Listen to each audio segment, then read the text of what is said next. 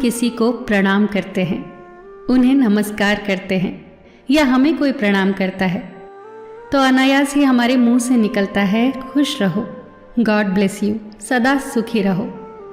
ये जो प्रणाम के उत्तर में हमारे मुंह से निकलते हैं ना, ये कोई साधारण शब्द नहीं है, ये दुनिया के सबसे कीमती शब्द हैं। आजकल हम इन बातों को महत्व देना बंद करते जा रहे हैं, पर यकीन मानिए जो प्रणाम के जवाब के रूप में आशीर्वाद हमें मिलता है या हम किसी को देते हैं, वो 100% चमत्कारिक शब्द होते हैं, बेशकीमती शब्द होते हैं। एक बहुत प्यारी कथा कहने जा रही हूँ। महाभारत का युद्ध चल रहा था। एक दिन दुर्योधन के व्यंग से आहत होकर भीष्म पितामह यह घोषणा कर देते हैं कि मैं कल पांडवों का वध कर दूंगा। इस घोषणा का पता जैसे ही पांडवों को चलता है तो उनके शिविर में बेचैनी बढ़ जाती है। सभी को भीष्म पितामह की क्षमताओं के बारे में पता था, इसीलिए सभी अनिष्ट की आशंका से परेशान हो जाते हैं। तभी श्री कृष्ण द्रौपदी से कहते हैं, तुम अभी मेरे साथ चलो। श्री कृष्ण द्रौपदी को लेकर सीधे पितामह भीष्म के शिविर में पहुंच जाते हैं। श्री कृष्ण स्वयं तो शिविर के बाहर खड़े हो जाते हैं, पर वो द्रौपदी से कहते हैं कि अंदर जाकर पितामह भीष्म को प्रणाम करो।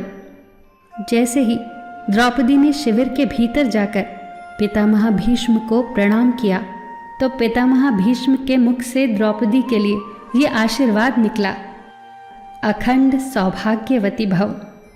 जैसे ही ये आशीर्वाद उनके मुख से निकला, उसी क्षण उन्हें स्मरण हो आया कि आज ही तो उन्होंने पांडवों के वध की घोषणा की थी और स्वयं ही उन्होंने द्रौपदी को अखंड सौभाग्यवती रहने का आशीर्वाद दे दिया।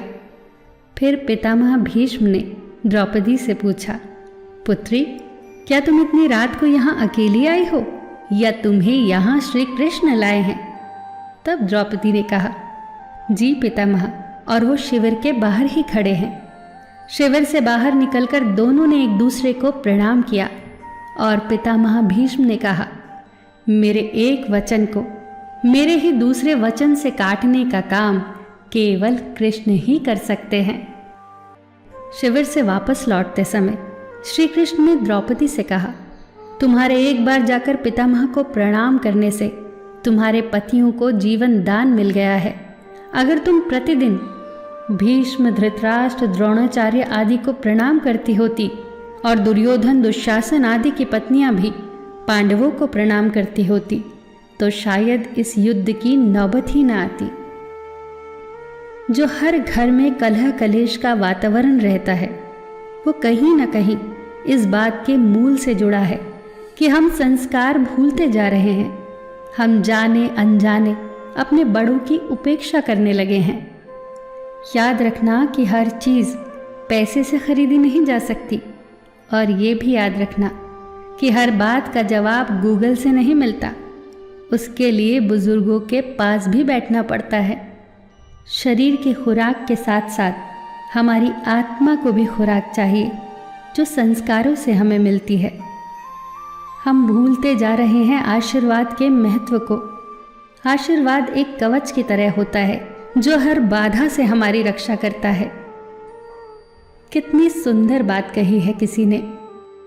प्रणाम अनुशासन है, प्रणाम शीतलता है, प्रणाम आदर सिखाता है, प्रणाम से सुविचार आते हैं, प्रणाम झुकना सिखाता है, प्रणाम क्रोध मिटाता है, प्रणाम आंसू धो देता है, प्रणाम अहंकार मिटाता है, प्रणाम हमारी संस्कृति है।